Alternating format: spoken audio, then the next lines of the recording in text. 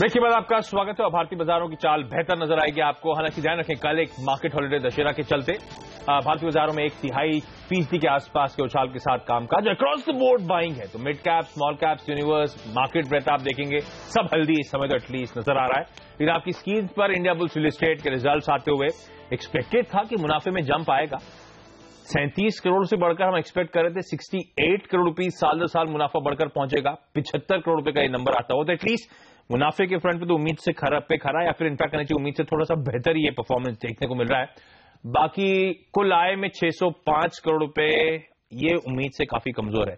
725 करोड़ रुपए अगर मेरे पास अनुमान सही है तो 725 करोड़ रुपए की एक्सपेक्टेशंस थी। 120 करोड़ रुपए अनुमान से कम यहां पे आय आती हुई, तो ये एक डिसअपॉइंटमेंट। बाकी के नंबर्स आपकी स्क्रीन पर चलते रहेंगे क्योंकि और रिजल्ट्स क्योंकि अब सीजन जोरों पर है।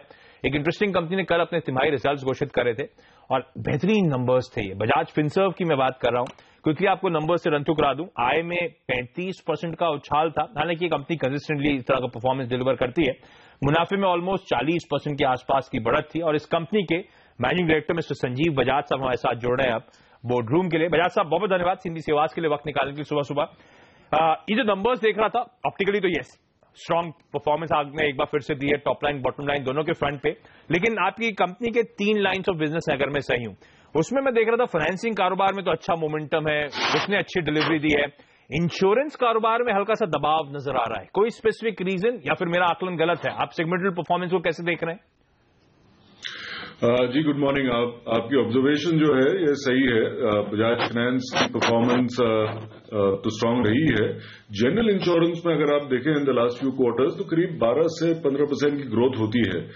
इस क्वार्टर में एग्रीकल्चरल इंश्योरेंस में compare to about 300 crore of last year हमारी करीब 120-130 करोड़ की शॉर्टफॉल हुई है in doing agriculture insurance because of a lot of competition from public sector. इसके कारण जो टॉप लाइन और बॉटम लाइन दोनों में फॉल हुई है। बॉटम लाइन में तो मार्जिनल फॉल है, just a few crore on 142 crore. Top line is just up 2%। But main ये जो रीजन रही है it's because of agricultural insurance.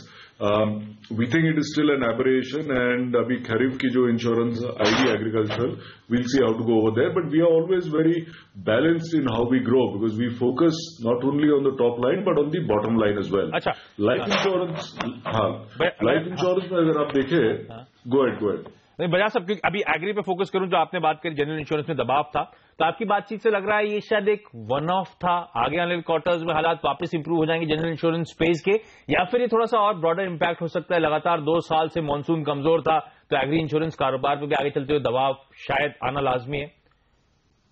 तो इंटरेस्टिंग सिचुएशन ये है कि रेंज तो हैज बीन नो डिफिशिएंट, लेकिन जो प्राइसिंग रही है in agricultural insurance has become even more competitive. तो उल्टा होना चाहिए था, price should have gone up because insurance risk goes up, लेकिन price went down because of intense competitive action. This is very difficult to project going ahead क्योंकि ये क्या chunky business होती है। So for some insurance company if they want to show particular growth in a quarter तो ये aggressively price करके they can get 100, 200, 300 crore of business very easily in a quarter. Versus अगर आपको रिटेल इंश्योरेंस करना हो, motor insurance करना हो, health insurance करना हो जहां प्रीमियम्स 4000, 5000, 10,000 होता है तो you have to do lakhs of policies. So इसीलिए रिटेल बिजनेस जो हम लोग करते हैं 80% of our book is retail, that is always a steady growing business. ये जो corporate agri type of business है it can sometimes you get it, sometimes you don't, because we will not chase it at a loss. That is the main strategy. अच्छा, जब मैं segmental wise कह रहा था तो मैंने कहा इंश्योरेंस कारोबार में दबाव था, तो एक जनरल इंश्योरेंस था और एक लाइफ इंश्योरेंस में भी कुछ हद तक डिसअपॉइंटमेंट है। हमने देखा था अच्छी खासी रिकवरी आती हुई इस पूरे स्पेस में। इस बार क्यों प्रेशर आया, या फिर अगर सबड्यूड परफॉर्मेंस है तो क्यों है, और कलेक्शंस कैसे देखने को मिल रहे हैं? क्या उसमें इंप्रूवमेंट है? क्या वो ट्रेजेक्टरी बरकरार है? तो लाइफ इंश्योरेंस में जैसे आपने सही कहा, अगर आप टॉप लाइन देखें तो it is quite down. 600 crore के करीब new business premium is down to 460 crore. Bottom line अगर आप देखें तो डबल हो गई है। Part of that reason is a transfer from policyholders surplus to shareholders that is happening every quarter now instead of happening end of the year till last year। लेकिन वो करीब 65 करोड़ है। अगर हम लोग 216 करोड़ में से 65 करोड़ निकाले, उसके बावजूद अगर आप ग्रोथ देखें तो almost 30-35 crore growth in the bottom line. अभी इसमें 3 चीज है जो महत्व है. The first is the entire distribution network. We have redone our distribution network of agency and this is our biggest channel and we now work with 70,000 agents instead of working with 120,000 agents. और हमारी जो full time sales members है ये 20,000 से we brought it down to 5,000. Now these people are being retrained and they are helping us build the business, but this takes time because we are talking of a large number of individuals. Same way products अगर आप देखें तो now we have a full suite of products. Till 2 quarters ago we were complaining कि products नहीं है. Now from IRDA we have approvals for all the major products we need. So I think it's a question of time. It may take 4-5 quarters difficult to predict, but we will start seeing growth in top line as well. अच्छा, एक आखिरी सवाल. Actually मैं इसमें 2 सवाल club करना चाहूंगा. एक तो वो फॉरेन डायरेक्ट इन्वेस्टमेंट जो इंश्योरेंस फर्म्स के लिए है, ओनरशिप और कंट्रोल पे, उस पर आप क्लैरिटी आ चुकी है. कैसे आप रीड करें उस क्लैरिटी को? वाकई कितनी हद तक क्लैरिटी आई है और क्या आपके अलायंस जो आपका पार्टनर है अलायंस के साथ कोई बातचीत अब शुरू हुई है उस क्लैरिटी के बाद? और दूसरा सवाल, अब तो इंश्योरेंस रेगुलेटर ने इस बात की मंजूरी दे दी कि बैंक्स मल्टीपल कंपनीज के साथ टाई अप कर सकते हैं. आप उस फ्रंट पे किस हद तक मूव कर रहे हैं? क्या कोई tie ups in the pipeline? तो सेकंड क्वेश्चन जो है, I think this is a welcome move from IRDA. It was much required. Distribution cannot be controlled at the expense of customer interest.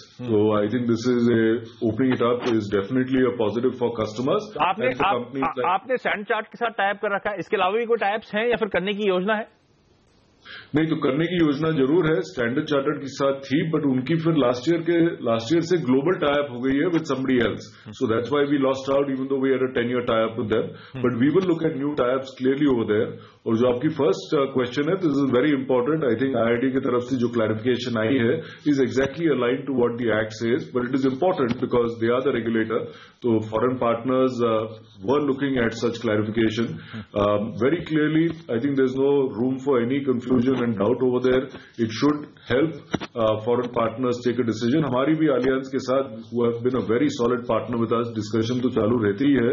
It is going on and ये अभी जो IRDA की regulation guideline आई है, it's only 2 days old. Naturally nothing has happened since then. Okay. But I'm sure in coming months we will continue our discussions. Barrage साहब, बहुत बहुत धन्यवाद सिंधी सेवाज के लिए आज वक्त निकालने के लिए. नंबर स्ट्रॉन्ग थे, स्टॉक पॉजिटिवली रिएक्ट करता हुआ 1.5-2% के आसपास की तेजी. बजाज सब स्पेसिफिकली हाईलाइट करते हुए कि एग्री स्पेस में दबाव था, इसीलिए आपने जनरल इंश्योरेंस स्पेस में दबाव देखा, लेकिन शायद सब्सिक्वेंट क्वार्टर्स में ये प्रेशर कम होता हुआ नजर आया, तो हालात शायद उस लिहाज से इंप्रूव हो. अदरवाइज इस बार लेंडिंग कारोबार में तो अच्छा खासा मोमेंटम दिखाया है. छोटा सा ब्रेक के बाद एक और इंटरेस्टिंग कंपनी रडार पर रहेगी, वीडियोकॉन DTH. इस कंपनी ने भी अपने तिमाही रिजल्ट घोषित करें.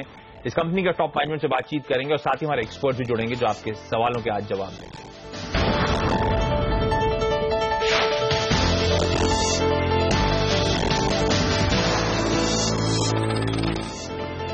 ब्रेक के बाद आपका स्वागत है और जैसे मैंने कहा था, अब हमारे साथ रडार पे एक और इंटरेस्टिंग कंपनी है, वीडियोकॉन D2H, जो कि वीडियोकॉन ग्रुप की एक कंपनी है. ये कंपनी ध्यान रखें NASDAQ में लिस्टेड है और इस कंपनी के एग्जीक्यूटिव चेयरमैन मिस्टर सौरभ धूत हमारे साथ अब जुड़ चुके हैं. धूत साहब, स्वागत है सिंधी से आवाज पर आपका. मैं आपकी कंपनी के फाइनेंशियल्स को देख रहा था जो आपने बीते क्वार्टर के रिपोर्ट करें Q2 के. On the face of it strong है. स्ट्रांग इसीलिए मैं कह रहा हूं कि आय में 20% का उछाल था, लॉसेज सिग्निफिकेंटली रिड्यूस हुए. कहां से मदद मिल रही है सर?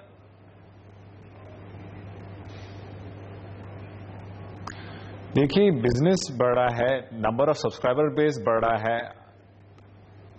यहां से इसके रेवेन्यू बढ़ा है, 20% रेवेन्यू बढ़ा है, 690 करोड़ हुआ है Q2 में.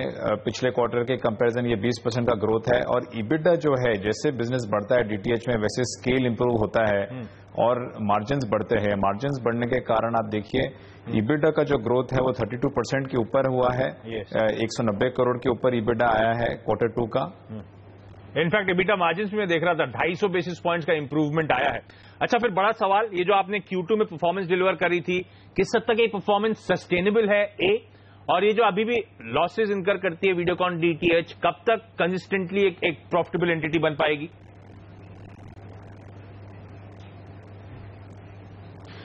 हाँ, तो ये रिजल्ट्स और ये जो बिजनेस का मोमेंटम है ये बहुत कंसिस्टेंट है और बहुत सस्टेनेबल है.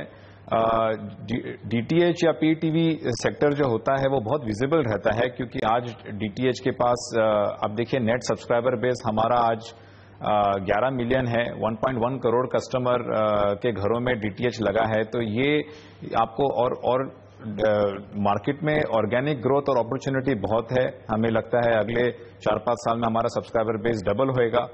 तो ये कारण आप देखेंगे कि हमारा बिजनेस और मार्जिन एक्सपेंशन एंड प्रॉफिटेबिलिटी का ग्रोथ का जो ये मोमेंटम है ये चलता रहेगा।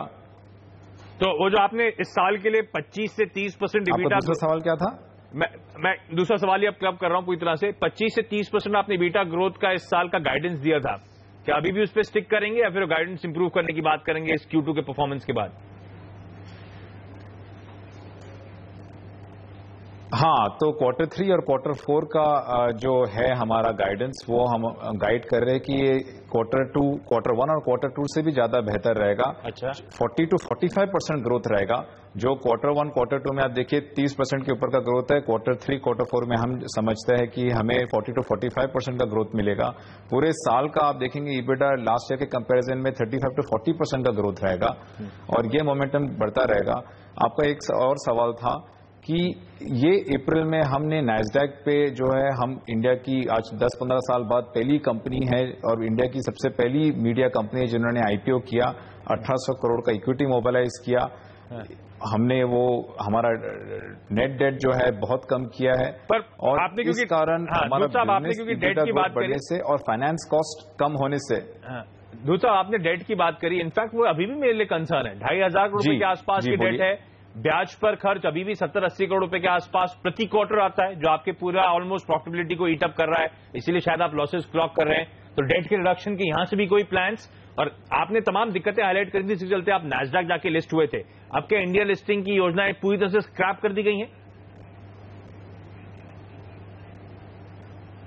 हाँ, तो देखिए, जैसे आपने डेट फिगर माइनस कैश जो है उसको नेट डेट बोलते हैं। तो नेट डेट जो है हमारा 1600 करोड़ का है और हमारा ये पूरे साल का जो EBITDA गाइडेंस हमने आपको दिया है वो है 820 करोड़ का। तो which is so net date is less than 2 times EBITDA। ये बहुत ही कंफर्टेबल और बहुत हेल्दी बैलेंस शीट है क्योंकि कैश जनरेशन कंपनी का बहुत स्ट्रांग है। तो ये हमारे हिसाब से बहुत पॉजिटिव है। और रही बात इंडियन आईपीओ की, हम देखिए भारतीय कंपनी है, भारतीय ब्रांड है। हमने नैस्डैक पे आईपीओ किया, हम चाहते हैं कि इंडिया में भी हम लिस्टेड रहे और ये फ्यूचर में एनुअल पे आएगा ये। ओके, चलिए, okay Saurabh ji, Indian stock exchange पे भी। ओके सौरभ जी, बहुत बहुत धन्यवाद सिंधी से आवाज के लिए वक्त निकालने के लिए। जब मैं सौरभ जी से बातचीत कर रहा था, हम वीडियोकॉन D2H की बात कर रहे थे, तब आपने वीडियोकॉन इंडस्ट्रीज का स्टॉक आता हुआ देखा था। हालांकि ये ध्यान रखें, वीडियोकॉन इंडस्ट्रीज का कोई लेना देना नहीं है, बस ये दोनों ये वीडियोकॉन ग्रुप एंटिटीज हैं, अदरवाइज कोई स्टेक वेक वीडियोकॉन D2H में नहीं है, तो इन फाइनेंशियल्स का वहां पे कोई इंपैक्ट नहीं पड़ता है। छोटे से ब्रेक यहां पे लेते हैं, ब्रेक के बाद हेडलाइंस पर फोकस, हमारे दोनों एक्सपर्ट्स हमारे साथ जुड़ेंगे, तो बाजार की रणनीति और साथ साथ अब आपके साथ जो काफी देर से टल रहा था सवाल जवाब के सिलसिले की शुरुआत भी करेंगे।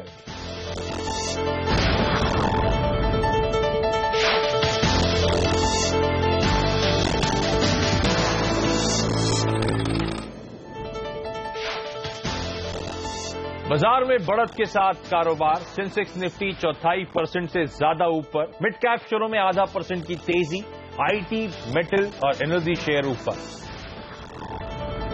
आ जाएंगे निफ्टी की 5 बड़ी कंपनियों के नतीजे, बाजार को विप्रो, HDFC बैंक, केन इंडिया, आइडिया सेल्युलर और बजाज ऑटो के नतीजों का इंतजार।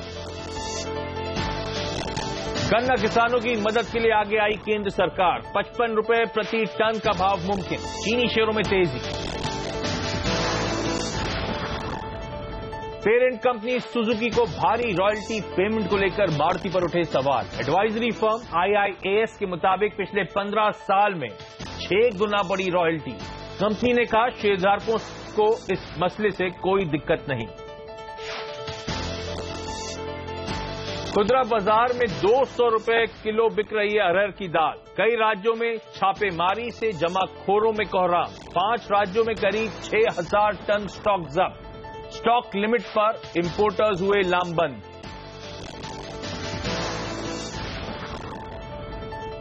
क्विकली इंडियन मार्केट का चेक ले लीजिए और अब इनफैक्ट मजबूती के साथ कामकाज हो रहा है। 90% के आसपास की मजबूती आप सेंसेक्स में आती हुई देखेंगे, 1/3% के आसपास की बढ़त निफ्टी में है, मिड कैप 0.5% का उछाल दिखाते हुए लकीली बैंक निफ्टी आज हरे निशान में कामकाज कर रहा है। मार्केट ब्रेथ पॉजिटिव है, 2:1 का रेशियो है। हमारे साथ हमारे 2 मार्केट एक्सपर्ट जुड़े हैं, नेटवर्क स्टॉक ब्रोकिंग के मानव चोपड़ा और एंजल ब्रोकिंग के मयूरेश शाह। सॉरी आप दोनों को वेट कराने के लिए और बहुत बहुत धन्यवाद हमारे साथ आज जुड़ने के लिए। क्विकली मैं सवाल जवाब का सिलसिला सीधे शुरू करना चाहूंगा। जयपुर से हमारे साथ सुमीत जी जुड़ रहे हैं। सुमीत जी हाय, गुड मॉर्निंग सर, पूछिए अपना सवाल।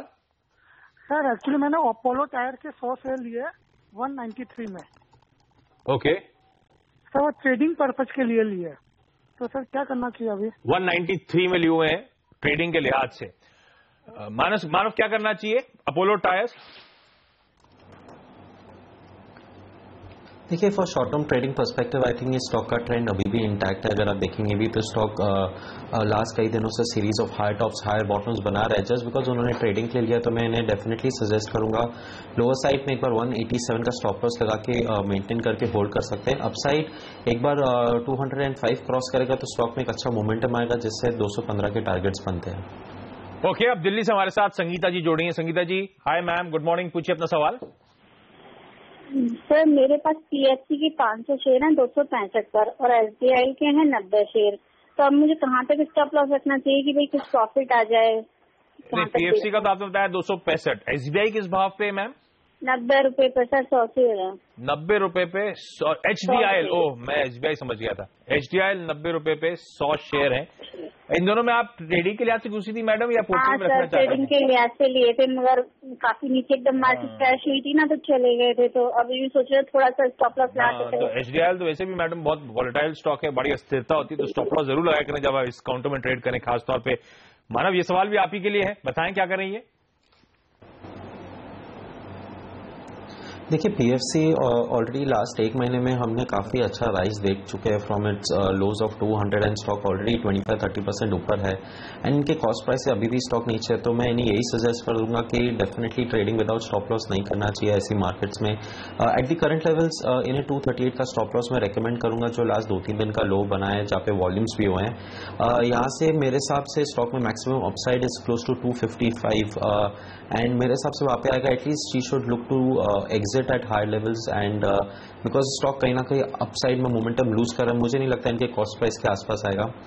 बात की जाए एचडीआईएल की, इनफैक्ट एचडीआईएल काफ़ी टाइम से एक मीडियम टर्म डाउन ट्रेंड में है एंड रिसेंटली जब भी हमने देखा स्टॉक एक बार 20% रैली देता है वहाँ से एक वापस नया लो बनाता है। सो आई थिंक स्टॉक अभी अपने अपर ट्रेडिंग बैंड में पहुंच चुका है एंड यहाँ से अगर एक इंपॉर्टेंट रेजिस्टेंस बना यहाँ से थोड़ा भी सेल ऑफ आएगा। I think the stock has a potential to decline for another 10 to 15%।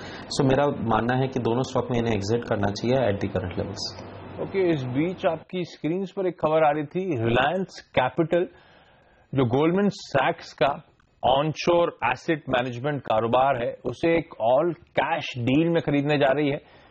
243 crore rupees की ये बाय आउट होने वाला है। स्टॉक आप देख रहे हैं पॉजिटिवली रिएक्ट करता हुआ, इनफैक्ट 3-3.5% के आसपास की तेजी के साथ कामकाज हो रहा है। महेश कैसे देखते हैं आप रिलायंस कैपिटल में, क्या कॉल है आपका? और ये जो परचेज हुआ है, हालांकि इसके वैल्यूएशन या किस लेवल्स पे, किस तरह के पीयर वैल्यूएशन पे ये यहाँ पे ट्रांजैक्शन हुआ है देखना पड़ेगा, लेकिन फिर भी फर्स्ट कट क्या रिएक्शन होगा आपका और ये स्टॉक कैसा लगता है? सो क्लियरली आई थिंक कंसोलिडेशन एक बहुत बड़ा ट्रेंड हो रहा है और जैसे डोमेस्टिक सेविंग्स चैनलाइज हो रहे हैं स्पेसिफिकली म्यूचुअल फंड और एसेट मैनेजमेंट बिजनेस की तरफ। RCap I think is one of the biggest holders in terms of assets under management. I think incremental growth आनी चाहिए but in terms of how the numbers will pan out in EPS I think we are still very very doubtful for FY16। इसलिए largely stock पे neutral call है but I think sentimentally stock react कर रहा है। Okay लेकिन चलिए एक interesting खबर की तरफ रुख करते हैं। रिलायंस इंडस्ट्रीज के चेयरमैन मुकेश अंबानी का कहना है कि भारत डिजिटल क्रांति के द्वार पर खड़ा है और डिजिटल इंडिया तेजी से बदलती दुनिया में अपनी जगह बनाएगा।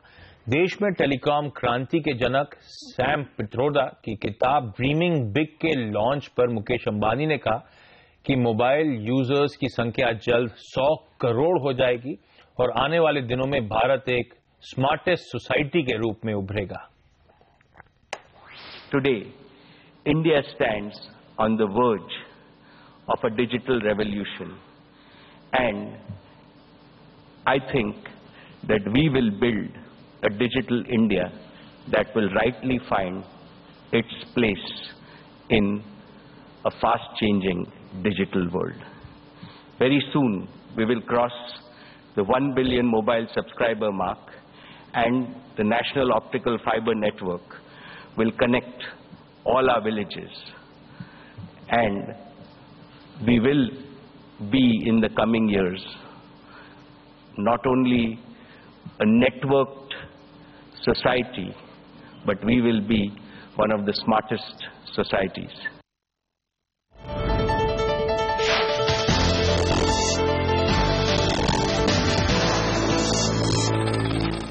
ब्रेक के बाद आपका स्वागत है और हमारे साथ मुंबई से सागर जी जुड़ रहे हैं। सागर जी हाय, गुड मॉर्निंग सर, पूछिए अपना सवाल।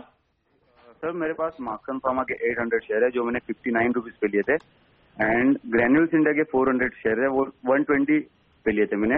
मार्क्सन फार्मा 59 बोला आपने कि 89? हाँ 59 ओके, अच्छा खासा मुनाफा हो रहा है। और ग्रैन्यूल्स इंडिया लिया हुआ है? हाँ 120 पे 400, और मैं इसमें बना रह सकता हूँ। हाँ। बेचने की कोई जल्दी नहीं है सर। अच्छा चलिए, आपने तो 2 सवाल पूछ लिए। मैं ज्यादातर सबसे चाहूंगा जो भी देख रहा हूं अपना एक एक स्टॉक का सवाल पूछें ताकि हम ज्यादा से ज्यादा लोगों की कॉल्स ले सकें। आज वैसे ही हम लेट हो गए। चलिए, लेकिन यहाँ पे 2 स्टॉक ऐसे हैं। मानव, मैं आपसे कॉल लेना चाहूंगा। मार्क्सन फार्मा, ग्रैन्यूल्स इंडिया, दोनों में अच्छा मुनाफा कमा रहे हैं, लंबी अवधि का नजरिया है? देखिए, जो स्ट्रक्चर है स्पेसिफिकली मार्क्सन फार्मा के, it's an a very good up trend. And अगर आप देखेंगे भी तो स्टॉक के जो भी वेव्स काउंट है वो अभी भी सजेस्ट करे कि लॉन्ग टर्म के हिसाब से डेफिनेटली स्टॉक को होल्ड करना चाहिए, बिकॉज इसमें अभी भी जो हमने साइडवेज करेक्शन देखा है it's basically a time correction, and बल्कि स्टॉक में हमने प्राइस करेक्शन नहीं देखा है, जिसके चलते आई थिंक स्टॉक में एक अपसाइड पोटेंशियल अभी भी एटलीस्ट 125-130 के लेवल्स हमें देखने मिल सकते हैं in a medium term to long term perspective. Granules की बात की जाए तो स्टॉक का जो हमने अभी शॉर्ट टर्म करेक्टिव रैली देखी अभी भी आई थिंक इट्स इंटैक्ट, जिसके चलते I think at least if he is holding the stock he should definitely continue holding it, and 180 to 190 is the target that we are looking into this stock. Okay, Rajkot से हमारे साथ अब चंद्रेश तन्ना जी जुड़ रहे हैं। चंद्रेश जी हाय, good morning sir, पूछिए अपना सवाल। नमस्कार सर। नमस्कार सर। मेरे पास एलएक्सी के 400 शेयर है, इश्यू के टाटा एलेक्सी लिए थे, इश्यू के टाइम में लिए थे टाटा एलेक्सी। ओ, तो 10 रुपए की बाइंग है आपकी? हाँ 10 रुपये बाइंग है, और लॉन्ग टर्म इन्वेस्टमेंट है, और भी रखना चाहता हूँ, तो इसके बारे में इसका फ्यूचर जानना चाहता हूँ, रखे या बेचे। तगड़ा रिटर्न कमा रहे हैं सर। अभी सवाल उठाने की जरूरत, आपको लग रहा है मुनाफा वसूल लूं या बने रहने का लॉजिक है अभी भी और बना रहा हूं और अपसाइड है, यही जानना चाहते हैं? जी सर। ओके, मयूरेश जी, टाटा एलेक्सी 10 रुपए की बाइंग है, क्या करना चाहिए इनको? एब्सोल्युटली होल्ड करना चाहिए। आई थिंक अर्निंग्स ट्रेजेक्टरी हम देखेंगे तो Q1 में 245 करोड़ की टॉप लाइन आई थी compare to 234 crore. Profit before tax देखें तो 54 करोड़ अगेंस्ट 35 करोड़। और इनके बिजनेस लाइन्स अगर हम देखते हैं तो embedded solutions contribute a major portion including industrial design which accounts for 90-91%, और सिस्टम इंटीग्रेशन 7-7.5% का कंट्रीब्यूशन करता है। हालांकि आई थिंक करंट लेवल्स पे वैल्यूएशन सपोर्टिव नहीं है, but because he is bought it at 10 rupees, I think it's a no brainer, he should hold on to the stock. Okay, चलिए अब गुजरात से ही मनोज जी हमारे साथ जुड़े हैं। मनोज जी हाय, गुड मॉर्निंग सर, पूछिए अपना सवाल। Good morning. Yes sir.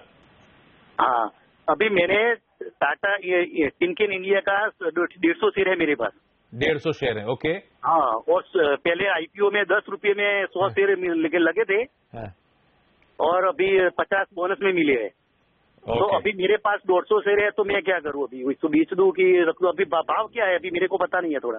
Timken India का भाव सर इस समय 607 रुपए, 610 रुपए पकड़ लें, 610 रुपए का भाव चल रहा है। तगड़ा मुनाफा आप कमा रहे हैं। इनफैक्ट आपसे पहले भी गुजरात से एक फोन आया था, टाटा एलेक्सी था उनके पास, आईपीओ के समय के 10 रुपए का, और अभी दूसरा सवाल आ गया है। तगड़ा रिटर्न। मयूरेश, इनको क्या करना चाहिए? टिमकेन इंडिया, इसके भी प्रोस्पेक्ट्स ब्राइट है क्या? रखे हैं? क्लियरली मैं बहुत क्लोजली ट्रैक नहीं करता, लेकिन जैसे इनकी बाइंग प्राइस है और जैसे अभी कोट कर ये price, I think my opinion would be hold on if he has a long term appetite. Okay, चलिए आप जयपुर से अरविंद जी जुड़ रहे हैं। अरविंद जी हाय सर, पूछिए अपना सवाल। अरविंद जी, टीवी का वॉल्यूम म्यूट पे कर दें तो हम लोग की बातचीत हो पाएगी।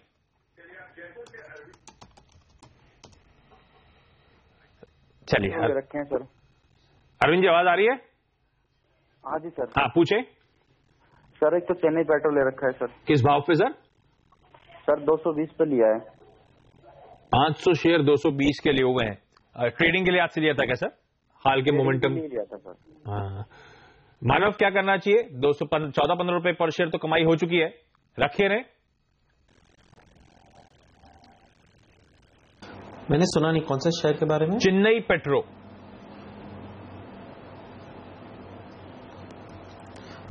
ओके, देखिए ये स्टॉक अब आई थिंक इसका जो भी स्ट्रक्चर अभी भी काफ़ी पॉजिटिव है, एंड स्टॉक अगर आप देखेंगे भी तो it has been on a very good momentum. अभी भी स्टॉक ने एक हायर बॉटम बनाया at the levels of 220। So definitely अगर इनका ट्रेडिंग पर्सपेक्टिव के लिए भी है एंड मीडियम टर्म होल्डिंग करना भी चाहे तो इस स्टॉक को डेफिनेटली होल्ड करके ही रखें। मेरा मानना है कि स्टॉक एटलीस्ट का जो प्रीवियस पीक था ऑफ 260 वो डेफिनेटली एक्सीड करके वहाँ से और 10% का रैली दे सकते हैं। सो 275 to 280 के at least he can hold for an upside target for at least 5 to 6 months। Okay, तो अरविंद जी अच्छा खासा अपसाइड आ सकता है, होल्ड करें अपने पोर्टफोलियो में इस काउंटर को। छोटा सा ब्रेक, हमारे दोनों एक्सपर्ट्स हमारे साथ बने हुए, ब्रेक के बाद भी आपकी तमाम क्वेरीज को सॉल्व कराने की कोशिश करेंगे।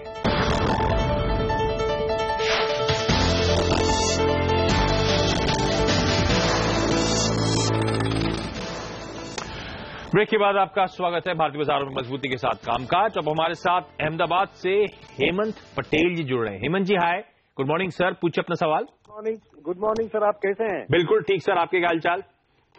बस एकदम फर्स्ट क्लास है सर। यस सर, सवाल पूछे।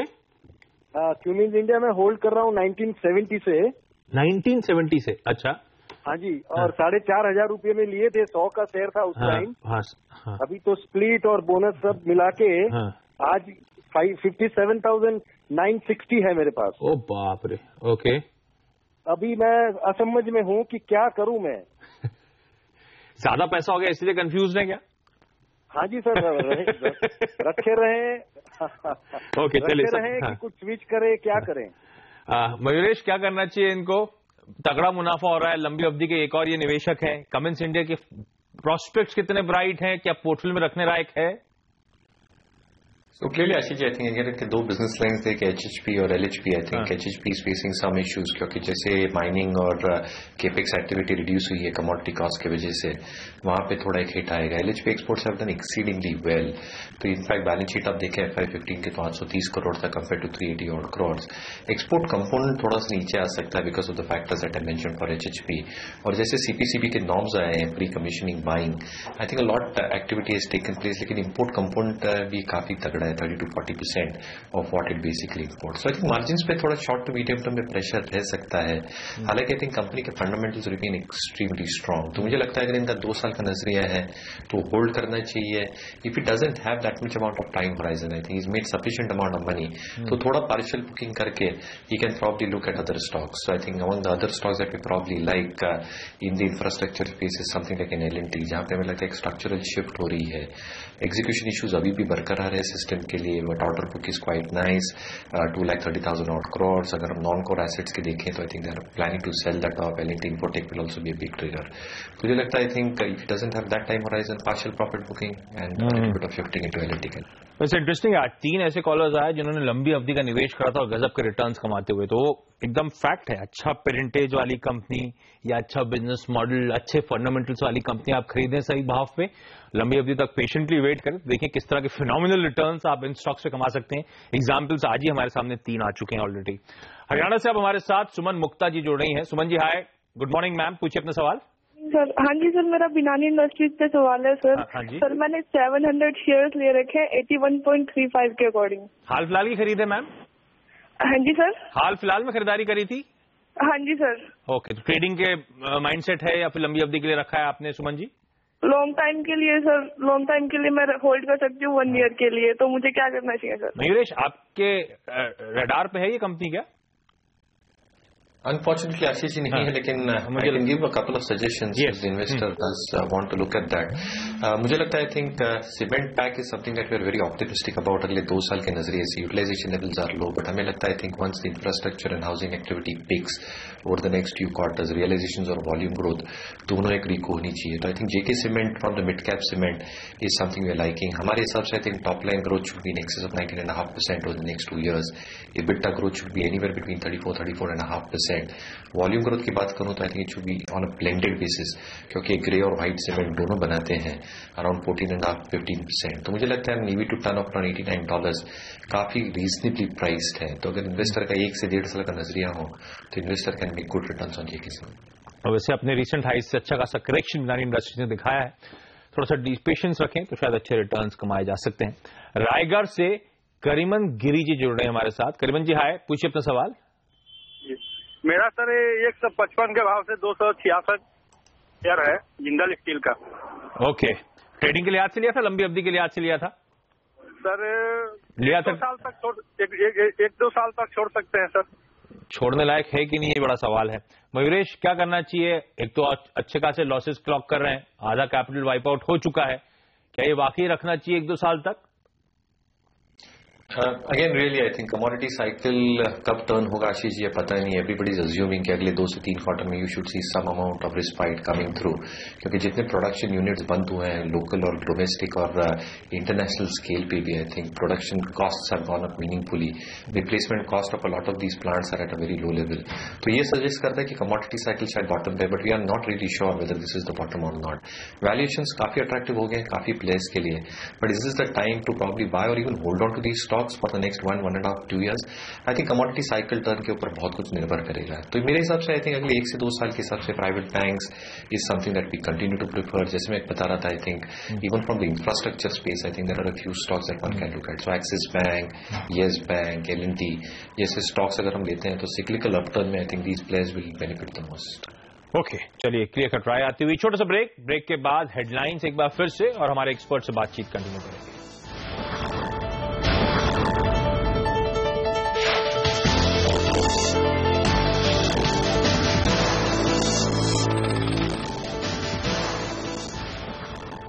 आज जाएंगे निफ्टी की 5 बड़ी कंपनियों के नतीजे। बाजार को विप्रो, HDFC बैंक, केन इंडिया, आइडिया सेल्यूलर और बजाज ऑटो के नतीजों का इंतजार। गोल्डमैन सैक्स AMC का भारतीय कारोबार खरीदेगी रिलायंस कैप AMC, करीब 240 करोड़ रुपए में हो सकती है डील, इस वित्त वर्ष में सौदा होने की उम्मीद। खराब नतीजों के बाद फेडरल बैंक 11.5% तक लुढ़का, लगातार दूसरी तिमाही में कंपनी का मुनाफा 30% से ज्यादा घटा, एनपी में भी दबाव बढ़ा। लिस्टिंग के बाद सिंजीन ने पहली बार पेश किए नतीजे, मुनाफा 31% और आय में भी करीब 30% का उछाल, शेयर भी आज 5% चढ़ा। साथ ही अच्छे नतीजों के दम पर एम्फेसिस का शेयर 10% ऊपर। दूसरी तिमाही में कंपनी का मुनाफा, कंपनी की आय में बढ़ोतरी और मार्जिन में भी अच्छा खासा सुधार। लेकिन कुछ स्टॉक्स जहां पे आज खास तौर पे तगड़ा प्रेशर है, एक तो हमने हेडलाइन में मेंशन करा वो है फेडरल बैंक। इस बैंक से जब आपने कल तिमाही रिजल्ट्स घोषित करे तो प्रॉफिटेबिलिटी में 30% की कमजोरी आई, लगातार दूसरा क्वार्टर है जब प्रेशर है, प्रोविजनिंग्स में साल दर साल तगड़ा उछाल है, एसेट क्वालिटी डिटोरिएट हो रही है और उसी का ये तगड़ा इंपैक्ट आप देख रहे हैं। दूसरा स्टॉक जो आपकी स्क्रीन पर है वो है श्रीराम ट्रांसपोर्ट का। विदेशी निवेश सीमा हिट हो गई है, तब वहां से बाइंग नदारत हो रही है स्टॉक पे, इसीलिए ऑब्वियसली सेंटिमेंट्स के लिहाज से इंपैक्ट आता हुआ एक समय तो 5% की कमजोरी के साथ ही काउंटर ट्रेड करा था। मयूरेश, अगर मेरे पास है ये दोनों काउंटर्स, फेडरल बैंक या श्रीराम ट्रांसपोर्ट, क्या करना चाहिए मुझे, और आज की गिरावट को आप कैसे रीड कर रहे हैं? सो क्लियरली आई थिंक काफी डिसअपॉइंटिंग नतीजे थे आशीष जी। फेडरल बैंक के asset quality 2.9% gross net assets against 2.5 से एक निम्स में थोड़ी कॉम्प्रेशन दिखी, और क्लियर कट जो एक्सपोजर है from 4-5 corporate account slipping, I think that has created huge amount of pressure. So जैसे मैनेजमेंट ने इंडिकेट किया था on the media channel, I think मुझे लगता है I think that weakness might still continue for some length of time. इसलिए I think एक detailed commentary देखना बहुत जरूरी होगा, but yes I think very disappointing set. जहां तक श्रीराम ट्रांसपोर्ट का सवाल है, I think FI limit is one of the reasons. दूसरी बात ये भी देखनी चाहिए कि I think in terms of their core financing, I think cost of funds definitely कम होंगे, but in terms of how their loan book is growing और how the refinancing business itself is growing and at what pie, I think that is something to be understood in greater detail. तो मुझे लगता है valuations भी थोड़े से higher side पे ही है श्रीराम ट्रांसपोर्ट के लिए। So I still be waiting for significant declines before we take a call on that stock. अच्छा मानव, अब तो ऑलमोस्ट 2 घंटे का कामकाज हो चुका है, कारोबारी सत्र हो चुका है। आपसे जानना चाहूंगा अब दिन के दौरान ऐसी कोई 2 प्रिफर्ड बेट्स जहां पे मैं इस समय निवेश करूं, अच्छे मौके? बिल्कुल, देखिए for the short term to medium perspective I think काफ़ी स्टॉक्स आइडेंटिफाई कर सकते हैं बिकॉज मार्केट्स में अच्छी गिरावट देखने मिली है। एंड रिसेंटली स्टॉक स्पेसिफिक में सबसे अच्छा जो स्टॉक पहले लग रहा है वो एक TCS है। स्टॉक ने रिसेंटली एक शार्प डिक्लाइन देखा है from its recent highs of 2700 2750 and वहाँ से स्टॉक गिर के एक बेस बनाया है close to the levels of 2480 2500। So कहीं ना कहीं 2500 एक नीचे का लोअर बेस है for TCS and I think short term perspective में एक बहुत टाइट स्टॉप लॉस के साथ अगर ट्रेड कर सकते हैं with the stop loss of 2500, इसमें एक शॉर्ट टर्म ट्रेडिंग अपॉर्चुनिटी मिल सकती है, जहाँ पे अपसाइड टारगेट 2640 का रह सकता है। जो सेकंड कॉल अच्छा लग रहा है एट द करंट लेवल्स वो है FDC पे। स्टॉक काफ़ी अच्छे मोमेंटम ट्रेडिंग पे चल रहा है। Recently stock series of higher tops and higher bottoms बना रहा है। डेली चार्ट्स में भी देखेंगे तो लास्ट एक दो दिन के जिस तरह के वॉल्यूम्स हमने ये स्टॉक में देखे हैं as the stock is moving higher, clearly indicate करता है कि इस स्टॉक में मोमेंटम काफ़ी अच्छा है, जिसके चलते हमारा ये स्टॉक में एटलीस्ट अपसाइड टारगेट 280 का बनता है। लोअर साइड में एक इंपॉर्टेंट सपोर्ट है 260 का, तो स्टॉप लॉस आप 258 का लगा सकते हैं। ओके, तो TCS और FDC, TCS में लक्ष्य 2640 का, FDC में भी खरीदारी करने की सलाह, 280 के टारगेट्स अगले 3 से 4 फरवरी सत्र तक की शायद लक्ष्य अचीव होते हुए नजर आए। लेकिन आप दिल्ली की तरफ रुख करते हैं, हमारे साथ बलराम सिंह जी जुड़ रहे हैं। बलराम जी हाय, गुड मॉर्निंग सर, पूछिए अपना सवाल। मेरे पास अदानी एंटरप्राइजेस के 175 शेयर हैं, 125 के रेट के एवरेज। ये लंबी अवधि के लिहाज से निवेश है सर कि ट्रेडिंग के लिहाज से रखा हुआ है? ट्रेडिंग के लिहाज से लिया था, लेकिन अब मुझे मजबूरी में बनना पड़ रहा है लंबी अवधि के लिए। क्या करना चाहिए? नहीं तो ये गलत आइडिया है सर। अगर ट्रेडिंग के लिहाज से लिया तो स्टॉक तो आपने उस लिहाज से आइडेंटिफाई करा होगा, स्टॉप लॉस जरूर लगाना था आपको। मानव, क्या करना चाहिए अदानी एंटरप्राइजेस में आप? देखिए stock since last 3 to 4 months बहुत टाइट ट्रेडिंग बैंड में ही ट्रेड करा है। हमने लास्ट 3-4 दिन पहले एक बहुत शार्प ब्रेकआउट देखा था स्टॉक में, वहाँ से स्टॉक वापस एक टाइट कंसोलिडेशन फेज में आ चुका है। सो नेवरदनलेस इनका जो कॉस्ट प्राइस 125 का है, मुझे लगता है ये स्टॉक इमीडिएटली अचीव नहीं करेगा, but he will have to maintain a trailing stop loss strategy, जिसके चलते करंट लेवल्स में एटलीस्ट 89 का स्टॉप लॉस बना के मेंटेन कर सकते हैं। स्टॉक एक बार 103, 105 क्रॉस करेगा, देन 110 to 115 आने के टारगेट्स है, बट इमीडिएट स्टॉप लॉस 89 का लगा के एक बार होल्ड कर सकते हैं। ओके, मुंबई से हमारे साथ दीपेश दीक्षित जी जुड़ रहे हैं। दीपेश जी हाय सर, पूछिए अपना सवाल। मेरे पास BEL पर है 6280 के भाव के 62 पे BEL, भारत इलेक्ट्रॉनिक्स? या भारत इलेक्ट्रॉनिक। ओ ग्रेट। 6280 के रेट के 11,000 शेयर है, ये बेच के मुझे कौन से शेयर ले? और ये बेचने की जरूरत क्यों लग रही है? एक्चुअली 14 साल से मेरे पास है शेयर, तो उतना ही इक्वली स्ट्रॉन्ग रिटर्न भी दे दिया सर इसने। क्या ठीक है, वैलिड सवाल है। मयूरेश, क्या करना चाहिए? BEL 62 की खरीद है, क्या इसको बेच देना चाहिए? क्या सही विकल्प है? अगर हाँ तो इसे बेचकर क्या लूं? सो क्लियरली आई थिंक अगर 1 से 2 साल का नजरिया है तो आई थिंक BEL बिल्कुल होल्ड करना चाहिए। आई थिंक जैसे इनकी ऑर्डर बुक थी स्पेसिफिकली आकाश मिसाइल्स की देखी जो मिली थी इनको 3 से 4 साल पहले 67-6800 crore if I am not mistaken. That execution is progressing very very well. और दूसरी बात, अगर इनको नए ऑर्डर्स की हम बात करें तो एयर कमांड के जो एक ऑर्डर्स हैं, जो दूसरे ऑर्डर्स मिल रहे हैं रडार्स के, I think that is going to be substantial going forward. जैसे हमारी टोटल स्पेंड है डिफेंस पे, BEL is a pure play defence play, तो मुझे लगता है एग्जीक्यूशन कैपेबिलिटीज बढ़ेंगी क्योंकि utilisation levels are close to that 60-65% mark, which gives it every chance to improve its earnings and cash flows. तो मुझे लगता है 2 साल का नजरिया तो बिल्कुल होल्ड करना चाहिए। If you wants to shift, जैसे मैंने कहा, आई थिंक सिक्लिकलिटी के हिसाब से I think private sector banks can show tremendous earnings growth over the next 2 years. So Axis हो, Yes हो, I think can show tremendous amount of returns. Yeah, even L&T as a pure play on commodity and CapEx cycle revival, which can take its earnings to a much higher level from the current situation. तो अभी जरूरत नहीं है मुनाफा वसूलने की, बनी रहे 1-2 साल, अब तो अच्छे दिन आने वाले हैं, आपकी बात सुनकर लग रहा है। बिल्कुल, I think defence will get a lot of outlay and BEL is a pure play defence play. तो मुझे लगता है utilisation levels are low and that is going to be the biggest kicker once execution starts improve. Okay, Kolkata से हमारे साथ अमित जैन जी जुड़े हैं। Amit ji hi sir, पूछिए अपना सवाल। हेलो, नमस्कार सर, मैं अमित जैन कोलकाता से बोल रहा था। तो मेरा सवाल है कि हैवेल्स मैंने 50 से दिया था 310 में, तो अभी क्या करना चाहिए इसमें मुझे? एक्चुअली मयूरेश ये सवाल आपसे ही पूछना चाहूंगा। हैवेल्स बड़ा नाम था, बड़ा स्टॉक की रेटिंग हो रही थी, अचानक वो लगातार दबाव के बाद अभी तक वो रिकवरी देखने को नहीं मिल रही। क्या कंसर्न है फंडामेंटली? इनके लिए क्या रणनीति होगी? अब इनकी बाइंग से तो 50 रुपए नीचे आ गया है। 3 मुख्य कारण है आशीष जी। आई थिंक अगर इसके ओवरसीज ऑपरेशंस देखें स्पेसिफिकली सिल्वेनिया के, तो इनकी जो रेवेन्यू की एक एस्टिमेट है, I think it is expected to be rather flattish for FY16। तो कंसोलिडेटेड बेसिस पे आई थिंक कंट्रीब्यूट बिल्कुल नहीं करेगा। दूसरी बात, आई थिंक इनकी जो पेंशन लायबिलिटीज रहेगी सिंजीन रादर सिल्वेनिया को लेके, मुझे लगता है I think with increase in bond yields I think that liability will also increase further. तीसरी बात, लैटम ऑपरेशंस देखें तो LatAm operations because of the volatility and एक डिमांड कॉम्प्रेशन की वजह से you'll see some amount of degrowth happening there, and Brazil almost contributes 30%. Again, I think domestic operations में what happens with its standard range of applications, Rio और उसके related growth कैसे देख रहे हैं. Ad spends are going to be substantial, 3.7-3.8% in our opinion of the overall top line, जिसकी वजह से EBITDA margins would be in that range of 13.5 to 13.8%. तो मुझे लगता है for a greater part of this year, I think all these factors will play heavily onto the stock. इसलिए शायद FY16 में largely underperform करेगा, and then it largely depends on how the economic recovery cycle will take place. Okay, चलिए यहाँ पे एक छोटा सा ब्रेक लेते हैं. मानव और मयूरेश दोनों हमारे साथ बने हुए. ब्रेक के बाद भी सवाल जवाब का सिलसिला कंटिन्यू रखेंगे.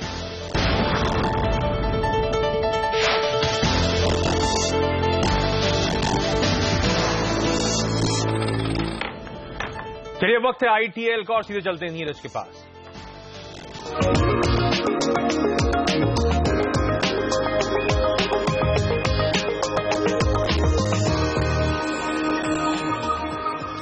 जोरदार मुकाबला और जोरदार कमाई. जी हां, यही थीम है ITL की. और देखते हैं इस समय के मुकाबले में सबसे ज्यादा कमाई करके नंबर 1 की पोजीशन पे कौन बना हुआ. मेन ट्रेडिंग बोर्ड देखिए, संतोष 130% की बढ़त अपनी लगातार बनाए हुए हैं. बिन्नी को देखिए, वो भी पीछे नहीं है, 114% की बढ़त इन्होंने बना रखी है. विमेंस लीग में देखते हैं वहां कौन है. बिन्नी यहां पे भी 114%, शिल्पा 25% और रोजीना 17% की कमाई के साथ पहली, दूसरी, तीसरी पोजीशन बनी हुई. कमोडिटी सेगमेंट में देखते हैं वहां रचना को देखिए 84%, अतुल कुमार 70%, राजेश कुमार 46% और वीरेश 45%. यानी कमोडिटी में भी जबरदस्त कमाई का मामला चल रहा है. लेकिन इसी कमाई से आपकी रैंक कैसे बदल रही है. मोहम्मद इरफान पाशा 2470वीं रैंक पे थे, 18वीं रैंक पे आ गए हैं, 21% मुनाफा बढ़ाया इन्होंने. निशा मालू 2400 से 69वीं रैंक पे आ गई हैं. थोड़ा सा प्रॉफिट आप बढ़ाते हैं तो आपकी रैंक तेजी से बदलती है. वहीं दूसरे सेगमेंट देखिए, यहाँ पे भी निशा मालू को 601 से, यानी निशा ने दोनों जगह अपनी जगह बना रखी है. दीपा गुप्ता 578 से 18वीं रैंक पे आ गई हैं. अवनी 573 से अपनी रैंक को अपग्रेड कर लिया है. कमोडिटी में देखिए, यहाँ पे मोहम्मद इरफान रफीक परवीज 143 से 37वीं रैंक पे आ गए. आनंद मिलन 108 से 33वीं. नहीं, थोड़ी सी कमाई से रैंक कितनी तेजी से बदलती है ये देखिए. लेकिन कौन से स्टॉक्स हैं जहां पे सबसे ज्यादा ट्रेडिंग हो रही है, वो ये 4 हैं: IFCI, Larsen and Toubro, Reliance power और जेट एयरवेज. ये 4 ऐसे स्टॉक्स हैं जहां पे सबसे ज्यादा पोजीशंस ITL के हमारे ट्रेडर्स बना रहे हैं, लॉन्ग या शॉर्ट की. तो ये 4 हॉट स्टॉक्स हैं. आप भी इन हॉट स्टॉक्स में या किसी दूसरे में आप कमाई कर सकते हैं. सिर्फ आपको इतना करना है कि ITL से जुड़िए और देखते रहिए CNBC आवाज दिन भर. ITL के जरिए आप भी 1 करोड़ रुपए जीत सकते हैं. हिस्सा लेने के लिए आप www.indiantradingleague.com पर रजिस्टर करें. इसमें ट्रेडिंग के लिए आपको कम से कम 25,000 रुपए की पूंजी रखनी होगी. इसके ऊपर आप जितनी चाहें उतनी बड़ी रकम लगा सकते हैं. आपको बता दें कि ये पूंजी सिर्फ कैश ही नहीं, शेयर के जरिए भी आप रख सकते हैं. ITL में बड़े से बड़े ट्रेड पर आपको सिर्फ 20 रुपए का ब्रोकरेज देना होगा. ये कोई वर्चुअल मनी का खेल नहीं है.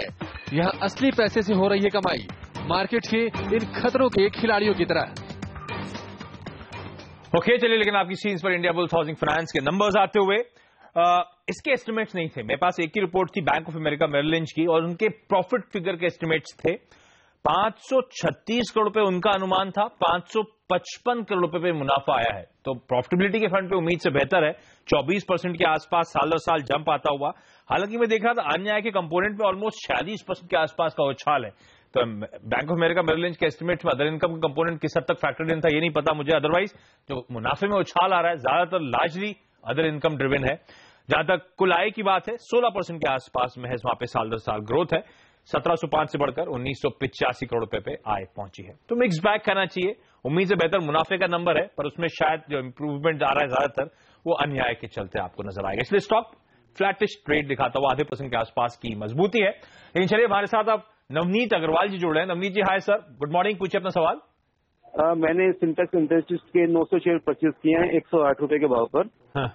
और करीब 6 महीने पहले परचेज किए थे. और मैं लॉन्ग टर्म इन्वेस्टर, मुझे क्या करना चाहिए?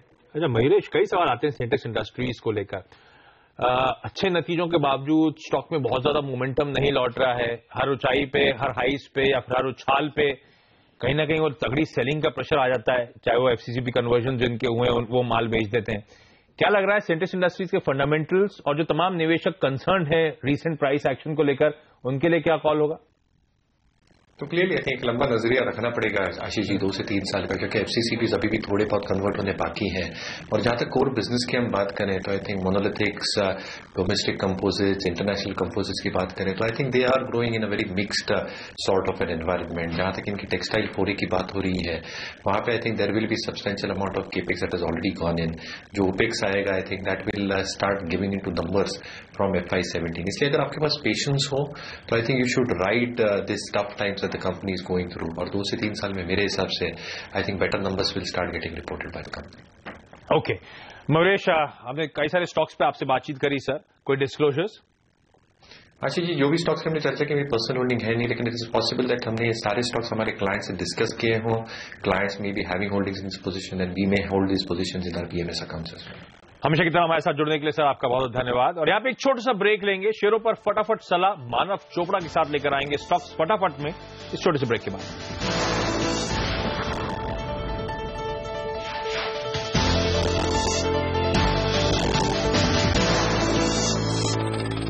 ब्रेक के बाद आपका स्वागत है। वक्त है स्टॉक्स फटाफट का। हमारे साथ मानव चोपड़ा बने हुए हैं और प्रोड्यूसर साहिबा ने हमें 4 मिनट का समय दिया है। सबसे पहला सवाल है उड़ीसा से मनमोहन कुमार का।